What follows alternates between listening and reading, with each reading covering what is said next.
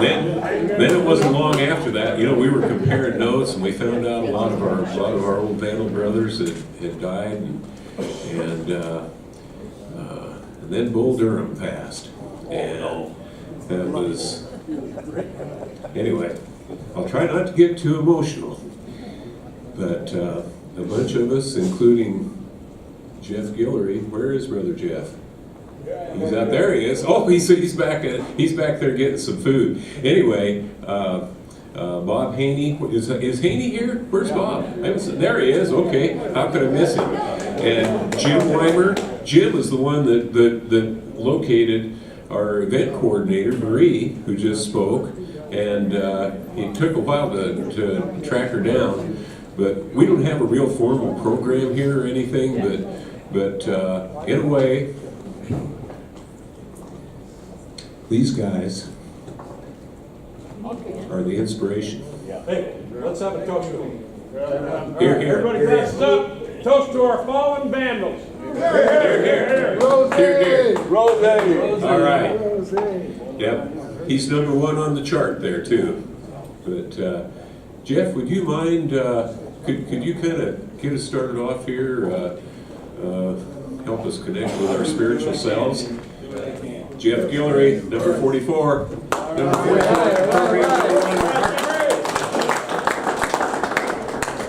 I'm just so happy to see all these smiling young faces. And it's amazing to see you guys. I swear, we had to do this because, you know, we're getting old. And some of us, hey Doug, how's it going, man? You know, before I ask that we say and kind of an opening prayer, and I'm a Bible man, I'm sorry you guys.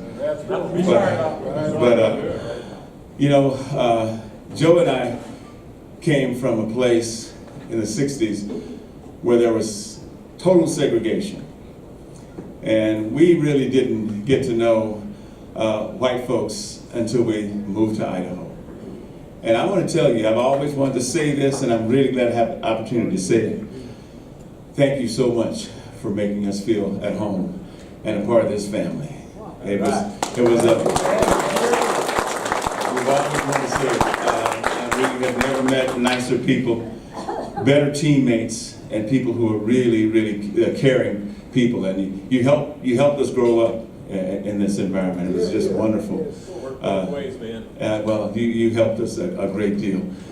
And so I got married to a wonderful woman, Connie, and we've been married 48 years. Yeah. And just this summer, you know how some wives are. Just this summer, she says, "Are we going to go on a vacation?" I said, "Yeah." She says, "Well, take me someplace I haven't been before." So I grabbed her by the hand and I took her to the kitchen.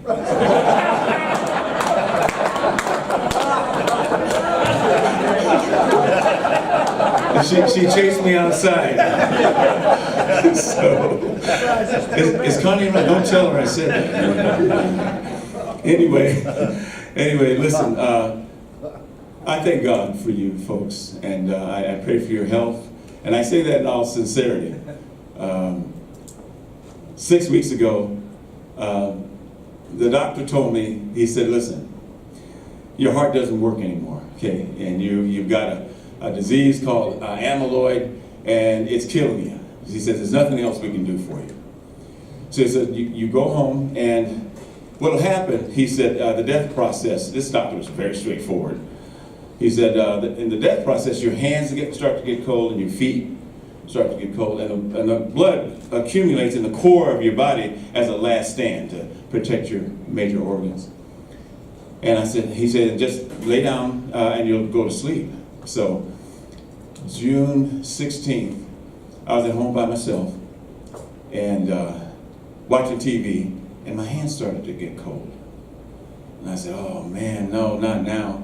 And pretty soon the feet started getting cold. And I said, "Oh man, well." So I laid down on the couch and just kind of waited. The body was starting to get heavy. And my mother used to say, if something happens and you're not sure about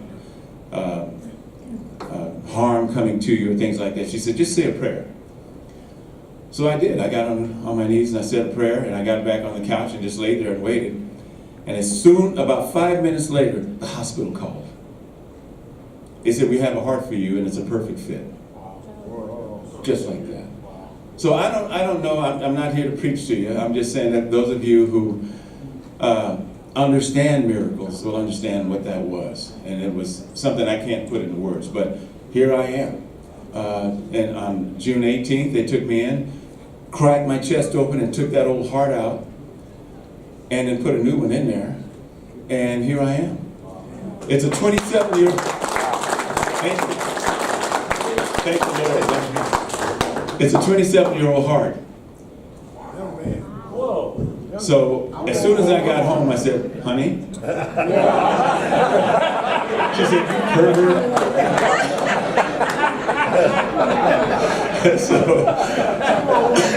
Yeah, exactly. So she just, every time she gets within 3 feet of me, she steps on me. So anyway, it's been quite a road, quite an adventure for me. I never went back to Houston. I live right down the road here in a little village called Lapway, just outside of Lewiston. And we had 4 children. 3 of them got their PhDs and are doing well. My oldest son is a car dealer down in Lewiston. He's a good guy. We have 14 grandchildren.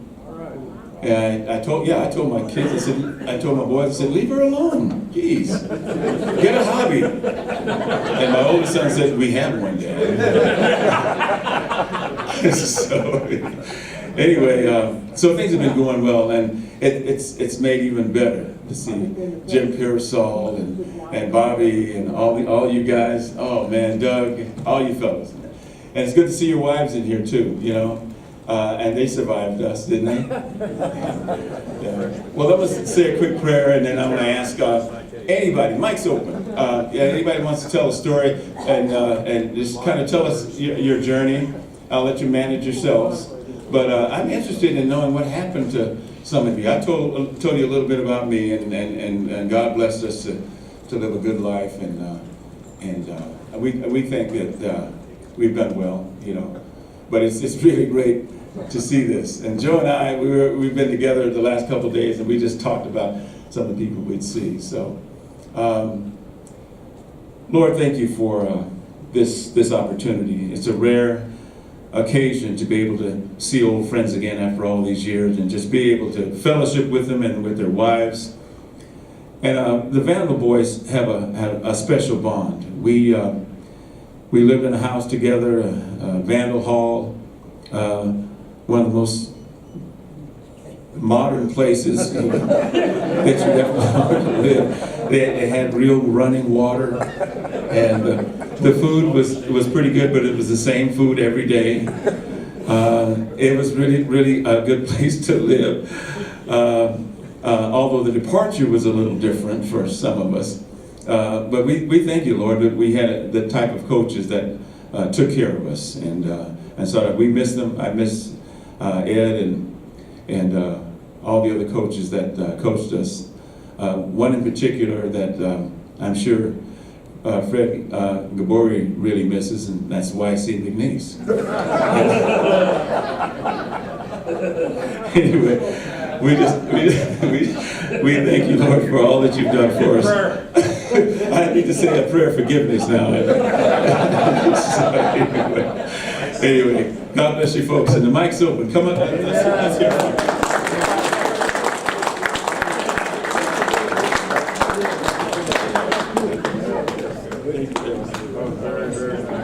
Hey, you know, we've got one of our own coaches here. Young, I should say. Young, not old. But Coach Thompson, you're the only coach we got here. We'd love to hear from. I would love to hear from you. Maybe you could kind of kick things off, and kick our butts a little bit. Push down on the ball, bud. Push down on the ball. Y'all are waiting on a dime. Y'all are waiting on a damn dime. First of all, I want to thank you for inviting me. This is really a highlight for me. I had the opportunity a couple of years ago to go back to a high school team that I had coached, and it's really special you don't get to do it very often, and I'm sincere when I say thank you. I would, if you don't mind, that you're not to speak ill of the dead. We're going to waive that.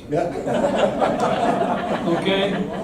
And this is not personal, it's just facts, and most of you will remember some of them. So if you've got maybe 5 minutes, the first thing I remember, a lot of things, but one, there's so many that stand out. We're over at Montana one day playing, and you know, they're good, but we're better than they are, and they won't let us in the end zone.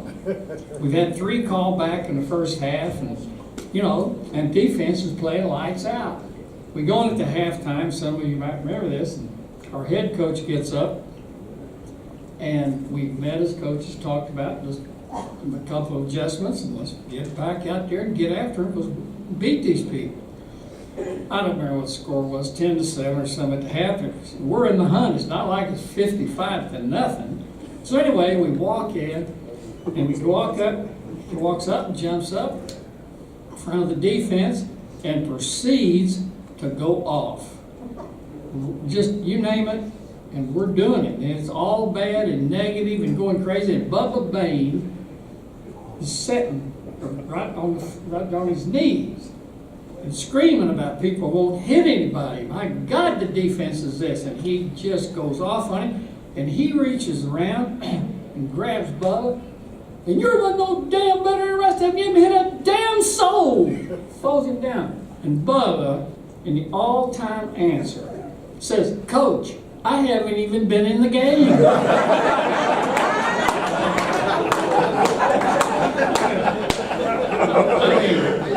I mean, what else can I tell you? I mean, you know, there's so many things. I remember one night, I worked Pacific, I think.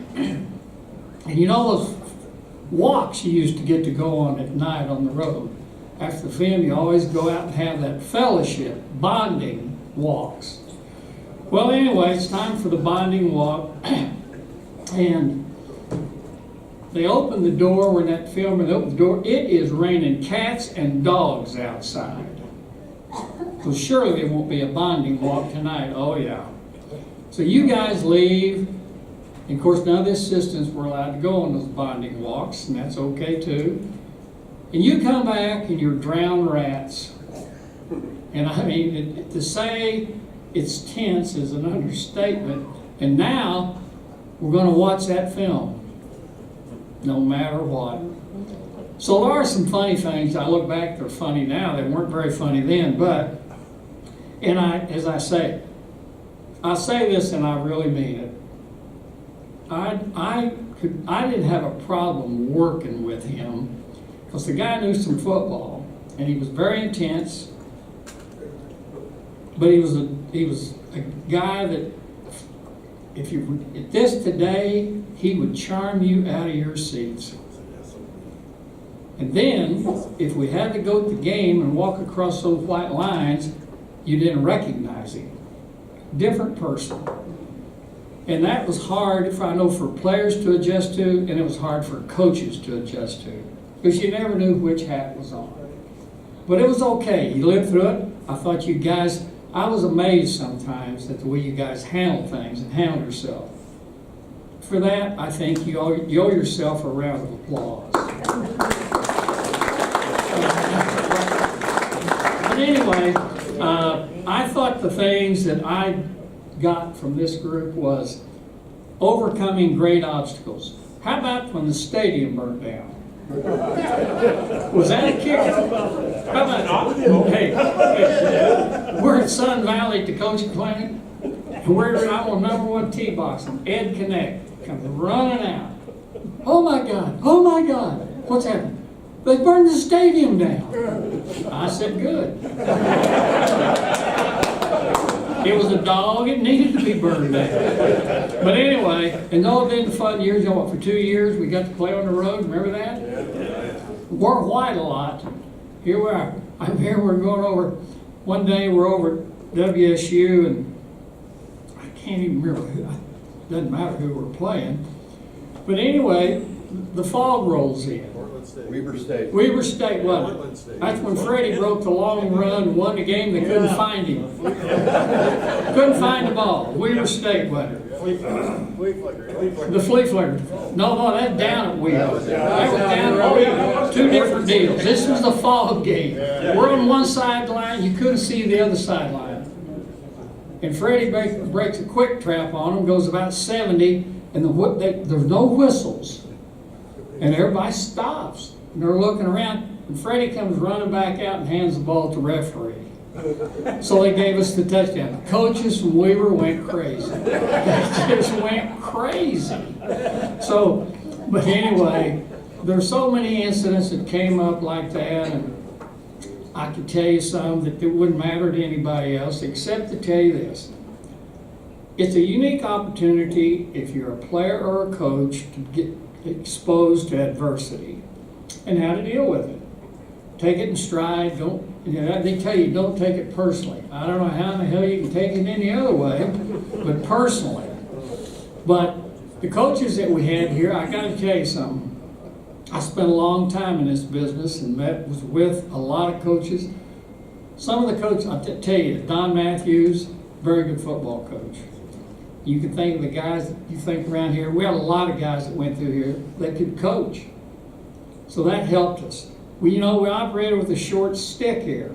We're playing people 5 or 6 times a year that had 130 scholarships. We had 70. We won some games. The best team, I think, while I was here in the 4 years I was here, one year we won 8 games, and that to me was a miracle. I thought Don Robbins should have been Coach of the Year. If anybody in America overcame the God, it was Don Robbins. The sad part of that, and I told Steve Olson this, best quarterback I ever coached in my life was Steve Olson. Had the privilege to be around a guy that I tell you could play. I always told people he was a quarterback with a linebacker's mentality. And he would knock your rear end off, I'll tell you that. And I watched him play with pain when I don't know how he took it. But I thank God he did, because we won 4 games after he got well. If we hadn't, we're 0-11. And I can tell you now, I don't want to talk about being 0-11. That's like, whoa, God, help me. But anyway, the things that I saw guys do here, overcome, compete at the highest level, says a lot about you. The fact that you showed up today shows that you're brothers. You never forget the guys you play with. It's like the military. Amen. It's a battle. And it's not any place for the faint-hearted. Because that stuff, it doesn't matter whether you win or lose. Well, I don't know who in the hell said that. I tell you, somebody that was a loser. I used to tell them, if winning isn't important, the next time we go into a stadium, please tell me they've taken down the scoreboard. There's no point in keeping score if it doesn't matter whether you win or lose. But, the thing that I saw that you can, if your goals like Guillory, look what Jeff Guillory did coming out. Was it the 2nd Ward in Houston? Actually, it was Sunnyside. Sunnyside. Yeah. Well, folks, that's a tough neighborhood. And the guys, the opportunities that Idaho football gave to every one of you in this room, you can't measure it. I'll tell you a funny story. You was talking about Vandal Hall. Was that a piece of work or what? Oh my God. It had been abandoned for 20 years. And YC goes over and convinces them to let him have it for an athletic dorm. And they told him, well, I guess you can have it, but there's no money for it. So, after the first year you guys lived in that dog, I got on the staff, came up here, and he decides that we're going to remodel Vandal Hall. Okay. Remember the twins? The 2 twin brothers that hung around all the time? Repeat, right? Okay. They're builders. All right, so YC said, and Lewiston, he knew some booster in Lewiston had a carpet factory, a store, whoever it was. So YC goes down and makes arrangements. This guy's going to donate the carpet for Vandal Hall. And the university said, ain't having anything to do with that. Well, I said, do not worry about it. I got it covered. So he gets Pete and repeat, and they show up, and then he calls a staff meeting and says, everybody, okay, so we show up. He said, we're going over to Vandal Hall. What are we doing? Well, we're going to install the carpet. The coaches. Now here we are. How many coaches do you know can do anything? If you do, tell me who it is. I want to meet him. Coaches know how to draw X's and O's, chew tobacco, drink beer, and cuss. Not necessarily in that order, but they're good at it. So anyway, we roll in there, and here we are. Pete and Repeat have got all their tools and all the stuff that we need, hammers, the whole bit, how to cut the carpet. Well, anyway, so we're in there, and Harvey Griffin, and it was me, and I was trying to remember, it was Troxel. Doesn't matter, the three of us. Remember those wonderful stairs that went downstairs to the chow hall? Oh my God. And of course, and also the beauty part of Vandal Hall, which you guys know, everything, nothing was level. There was no place to square it off of or go to. It was all like this or went down like this. So here we are on those steps. First of all, we tried to lay the hall downstairs, upstairs in the dining. We tried to lay that hall. Well, that's another cute trick. There's not one guy in the group except Pete and Repeat. And of course, they're working during the day, and we're doing this at night. We've been doing that for about, I don't know, it seemed like forever. And we stopped one night. We're about halfway down those steps going down. All the coaches are sitting there, and Harvey Griffin turns to me. Now, you need to understand something about coach. When you're a high school football coach, your goal in life is to become a college football coach. That's Mecca. That's as high as it gets. It doesn't get any better than that. And they can go home and tell people, well, I'm coaching in college. And they all say, wow. So here we are laying on the steps. YC's giving us a 5-minute break. And we're laying on the steps. Yeah. And he said, Harvey looks around and he said, Troxel? He said, why don't you call your friends and tell them about your college job? It might not be funny to you, but for us, it was laying on the floor laughing. We were all in our mind, yeah, we can't wait till we get to college. Boy, we get to college, we are there. We have got hey, yeah, here we are down our hands and damn knees with cutters trying to, and nothing's cut straight. Oh, God. I still have nightmares sometimes thinking about the job. And of course, and the best part though, and it's what I'd have done too, so I'm not blaming him. The head coach would show up to make sure we showed up. As soon as he got us lined out, he'd be gone. And about 2 or 3 hours later, he would come back. Yep. And here, we were, and by that time, no one's speaking to each other. Because the tempers are short, everybody's frustrated, just want to get out of there. Do anything to get out. So about midnight, he'd show back up, walk through and go, okay, that's enough for tonight. And we get to go home. I don't need to tell you the hatred that I have for Vandal Hall goes way beyond anything you can imagine. You know, You weren't the only one. that's exactly right. It was something else. But I'll tell you a funny story too, right quick. All of you remember Frank Doctor? Oh, yeah. Oh God, Frank.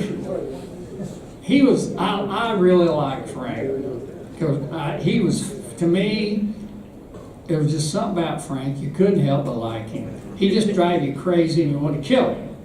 Anyway, we're going down to play Utah State. And Frank, we get up on the buses, and Don's the head coach by now. So we get up on the buses, they're picking us up, we're going to Lewiston at the airport, right? Yeah. Well, everybody's there but Doctor. So I get up, of course Don gets on, and I already know the bus I'm on, the Doctor's not there, and I've already sent messengers, scouts, find him. And I said, tell the player, tell me where the hell he is. And they told me he's over at this gal's house. I said, go get him. So they go after him, Don gets on her, he counts heads, he said, well, who's missing? I said, Coach, I think we're all here. No, we're not all here, who's missing? And I said, I'm looking around, finally I said, well, it's Frank Doctor. let's go. So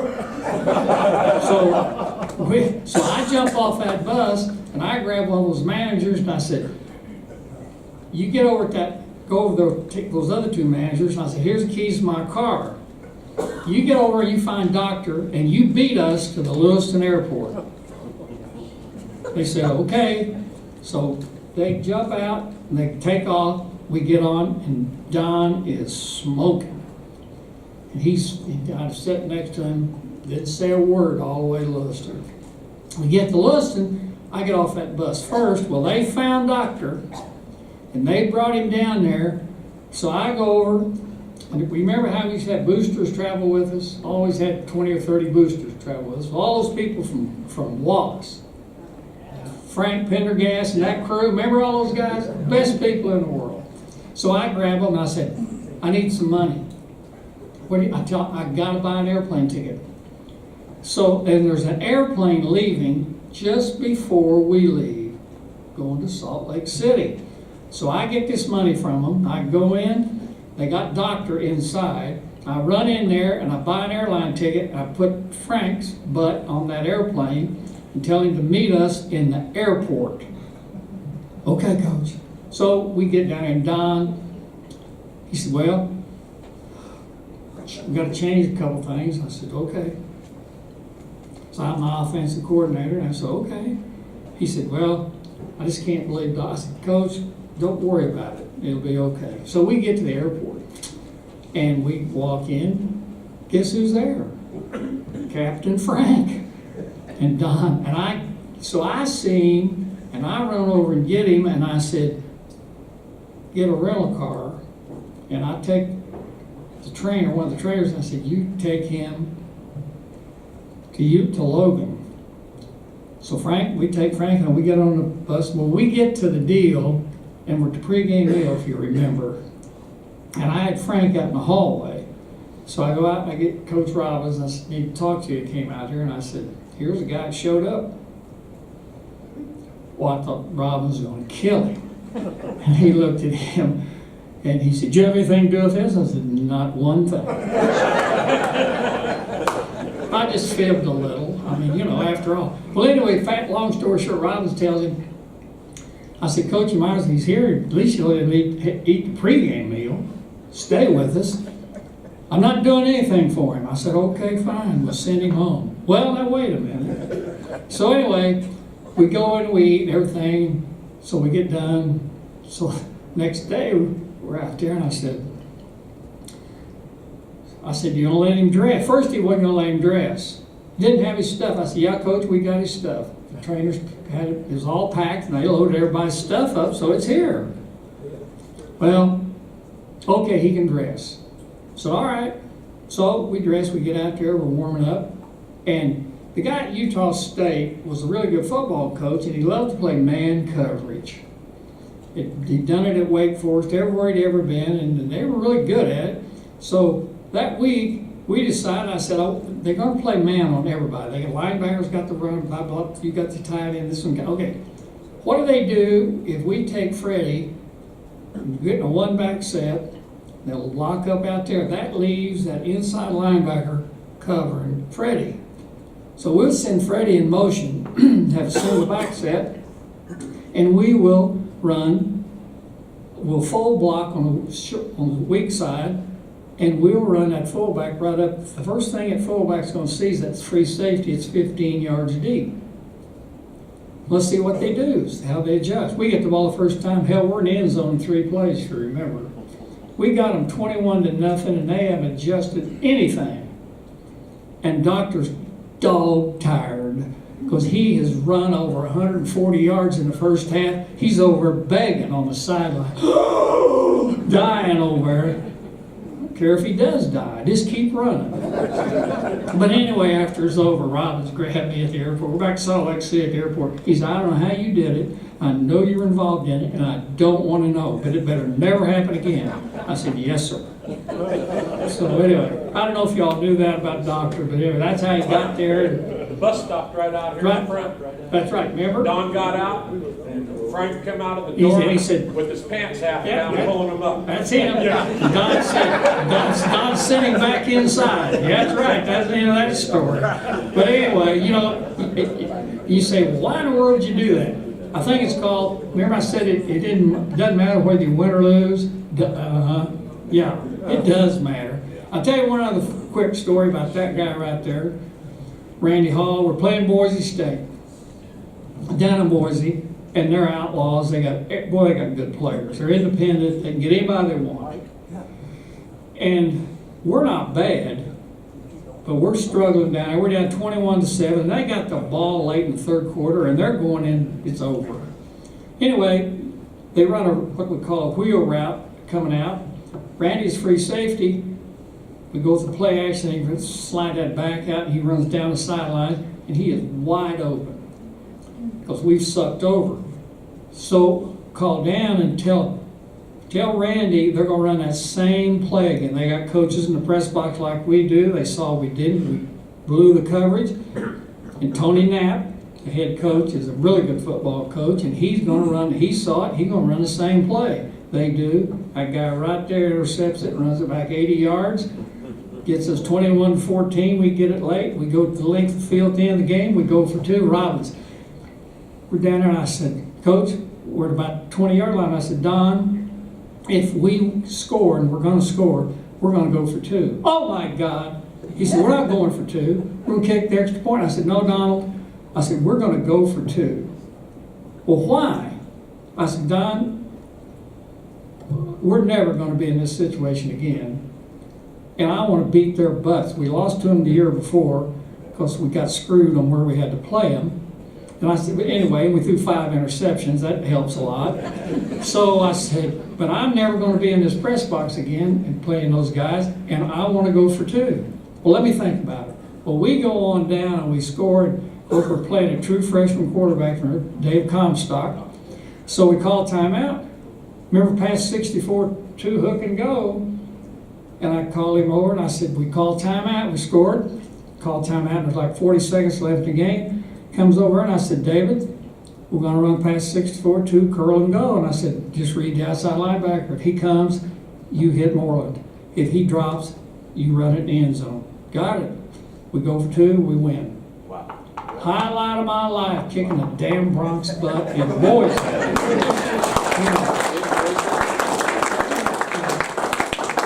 And it was fun to watch, but it all turned on that guy right there. But he makes a big play. New life, we think we got a chance. But I'll tell you, probably of all the guys I coached while I was up here, probably the toughest guy pound for pound was Steve Barker. Yeah. You know, how much he's an offensive guard or nose guard. How much do you weigh? 190. I weigh almost 200 now. Well, I don't care about that. You can't play today. 180-pound nose guard. Yep. And one of the biggest fights under Coach McNeese that I ever saw, we're out there in spring, we're scrimmaging one-on-ones, ones against ones, and we're in the end zone. Bill Cady is an offensive guard. That squirt right there is a nose guard. And we're down there, and we're going full bore, and we can't block that guy. He's beating us across, and we're trying to run a quick trap on the goal line, which works. Best play we got, and he's stuffing it down our throats. And of course, it gets ugly, and we're grabbing people and shaking them.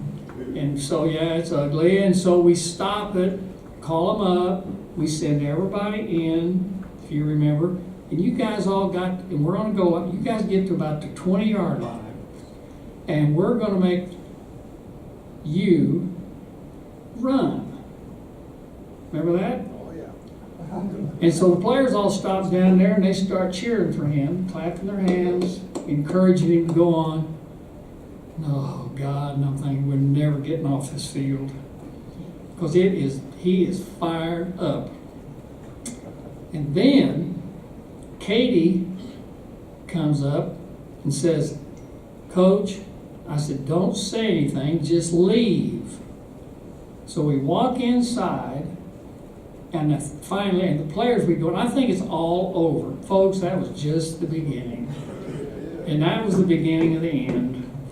And it was a sad thing. I'm sorry I saw it. I'm sorry I was associated with it. But I got to tell you guys something. I give you a lot of credit for the way you handled it. Came back from it, overcame it, and you grew up a lot. You learn a lot in this game. Some's good, some's bad. You know, a lot of things about it. But it's about character, loyalty, commitment, and making things right and making it happen. The toughest place I've ever coached is right here. Money's short. Playing against people, when you guys were playing, we played for money. Washington, Oregon, Houston, hell, Arizona State. You know, get your brains kicked out. Not the, our first 33 guys, good as their 33 guys. And unfortunately, their numbers kick in. And late in the game, we had problems.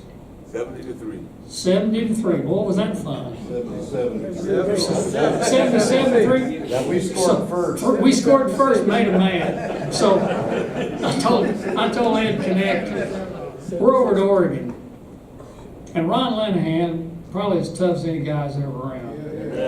We're over to Oregon playing them. And, well, they're not very good. They got the quarterback, Dan Fouts, they got the Bobby Moore, and how about the big linebacker? The big guy, played in the pros forever.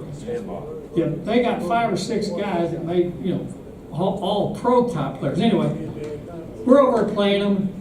I don't know, maybe it's 49-28 or something. And when the game's over, if you guys would remember this, when we get in the dressing room, our athletic director, and he meant well, he's coming around, patting guys on the back and telling them it's okay to get your head up. You remember Linehan? When he grabbed him, shoved him up against those lockers? All I can think of, we're going to lose Linehan. Don't care about the damn AD. And I jumped up, so I don't know who else would be jumped up and grabbed Linehan. Put him down. I'll never forget Ed's eyes were this big around. I think he thought it was over. Right there, I think he thought, I'm getting ready to meet my maker. But anyway, that's something I'm rambling around. But I tell you, I had a great experience here, had some great friends. One of the reasons I came back and bought up here, Wayne Anderson, Dale James, all those guys. A lot of good people up here. People that still shake your hand, look you in the eye. Right. And there's a lot to be said to that. And a lot of people still think you're supposed to work for a living. God, what a novel idea that is, we're supposed to work. But the one thing I think I left here with was that whatever you do, be flexible. Change. Things change. Change with them. I came up here for one reason. I wanted to learn how to throw the football. Where I coached for 4 years for that, we played defense. God, we got beat 7-6, 10-7. I mean, one year, if we'd have scored 90 points in the season, we'd have been in the Orange Bowl. Think about that. 90 points. Hell, we scored 52 one day out here against Montana, and the TV people came over and asked us to quit throwing it. Why? It's dark. We don't have any lights. We can't see the damn ball. I mean, that's the way it works. So to me, it was important to get someplace because the passing game's how you equalize. Watch it today. What is it today when you turn TV on? What are they doing? One-on-one. They got them spread out all over from sideline to sideline. It's one-on-one. My guy can beat your guy, get him involved in the open field, let's see who can tackle. Backs are obsolete. Yep. I mean, that's it. If you can't do that, you can't win. Unless you get the people they got at Alabama. Well, not many people got those. So that was the reason I wanted to come up here, was because I wanted to learn. And I knew Coach Griffin from the time he was a high school coach in Oklahoma, and I was at the same time. And I knew him, and I knew he'd been at Texas Western. They threw the ball out there when no one was throwing it. And the first year he came up here, you guys had a lot of success because nobody knew what to do with it. And then people started catching up. But Everything runs in cycles. So and it was a good experience for me. I got exposed to all that. I got to learn a lot, got to experiment, take chances, and most of all, I had a chance to be associated with some really good people, and that's you. Thank you. Thank you, Bobby.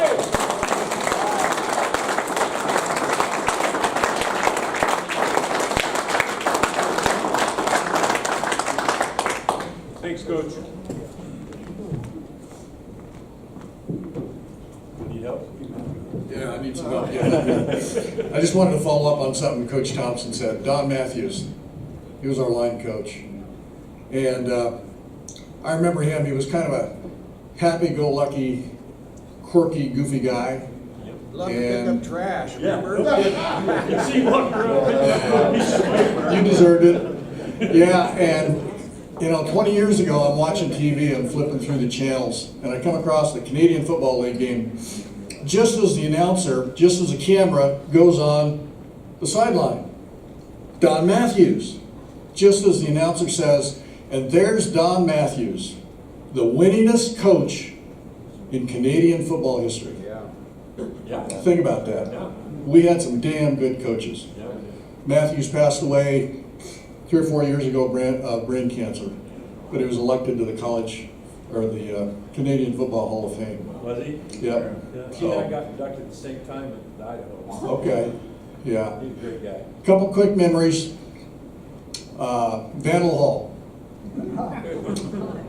It was the winter of '68, I think, off season. Saturday morning, 5 a.m. The smell of marijuana had dissipated from the night before, down at the other end of the hall. Power hour. So 5 o'clock in the morning, we're woken by the thumping running down the hall.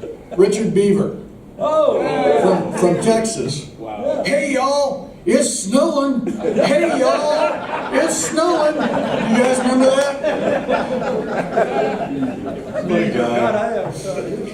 And the one other quick story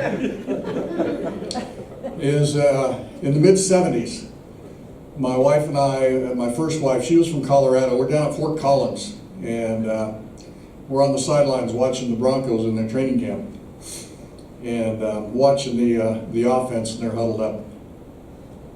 And all of a sudden I hear, Daryl! Daryl! This guy comes running out of the huddle. It's Ken Mulbauer. Oh. And he told me he'd signed like a 2-week contract with him to be an extra center in training camp. And we're walking off the field together, and their coach, John Ralston, comes up. And Kenny introduces me to Ralston. And Ralston goes, Hanauer, I remember you. So I tell that story today, I said, that's as close as I got to playing pro football.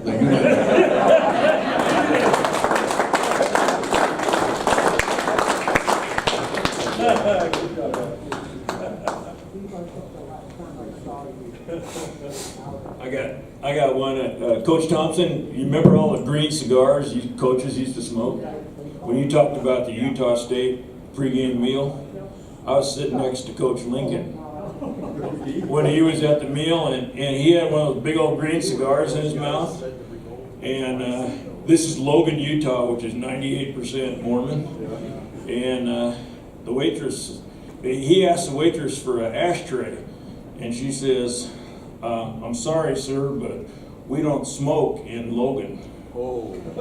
And he grabbed her wrist, and he flicked his ashes in her wrist, and he says, well, honey, you better not get very far away from me then. Coach Lincoln was a piece of work.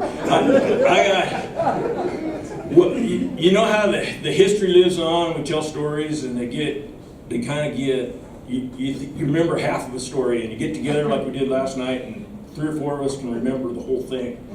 Well, this one, I work out. I spin at a gym. I live in Camas, Washington. I spin at a 24-hour fitness, and I've been spinning with this guy. It's about my age for a couple of years, and we just sweating and working hard and doing that. But I didn't really know him. I mean, I kind of hung around him and talked to him. 2 years we're sitting next to each other 3 or 4 days a week, and just getting sweaty. And one day I'm wearing his T-shirt, and he's wearing a WSU T-shirt. This is about 5 years ago, so it'd be like 45 years out of college. And he's wearing a WSU t-shirt, so I started doing the name game deal with him, you know, because I knew a couple of players, and I talked to him, and he said, yeah, I played football at WSU, and he says, in fact, I was a freshman quarterback out of California in 1968. And I go, well, I was a junior in 1968, but I knew a lot of the guys from WSU, and Rob Young's friend I got in trouble with a couple times, Gary Branson, and so I was tossing names around and doing that, and we were doing that, and he goes, I didn't know very many Idaho players. He goes, but I knew one, and he said, let me tell you about him. He said, I was freshman year, 1968, we were playing Idaho in a freshman game over at Pullman. And he says, I'm the quarterback. And he goes, we're on about the 30-yard line on the far sidelines. And he goes, I drop back to pass, and my pass guys break down, and I'm scrambling. And he goes, I go to the far sidelines, and I've got 50-yard clear path to the end zone. And he goes, I'm running along, and I'm looking back over my shoulder, nobody's going to catch me. And all of a sudden, boom! This son of a bitch named John Hathaway comes off the sidelines and just form tackles me right in the chest.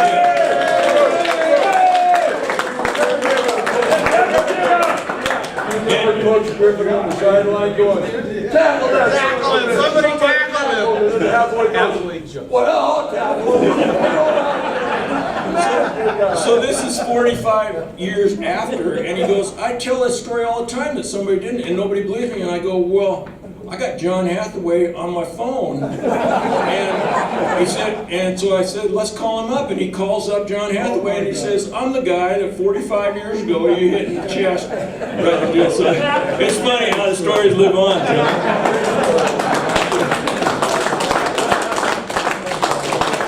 That's a great one, guys.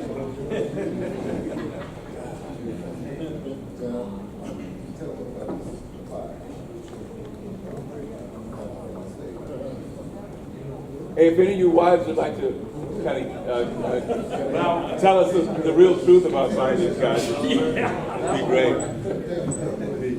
Oregon. I remember that game so well. Remember the problem we had getting the correct number of lineman numbers up on the line of scrimmage on punt? We kept getting the flag. You guys remember this? We get backed up.